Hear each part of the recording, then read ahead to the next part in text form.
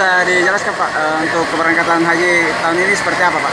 Ya, untuk pemberangkatan jamaah haji kita sekarang berjumlah 273 orang. 73 orang. Ya, tambah satu petugas TPHD. Jadi jumlah keseluruhannya 274 dari Kabupaten Jeneponto.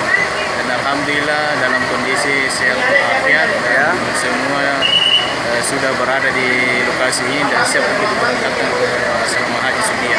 Jam berapa rencananya tiba di Makassar Pak? Penerimaan di asrama haji itu sekitar jam 1 dan insya Allah besok tanggal 2 ya itu akan diberangkatkan tepat jam 1 ke Tanah Suci Mekah. Dia tergabung dalam kloter berapa Pak? Dia tergabung dari kloter 23, terdiri dari 2 kabupaten, Kabupaten Jeneponto dan Kabupaten Maros. Oh, tidak ada pembatasan jumlah pengantar Pak? Nah, tidak, kalau yang seperti itu tidak sifatnya pribadi dan kita tidak dalam kondisi itu. Oh iya Pak.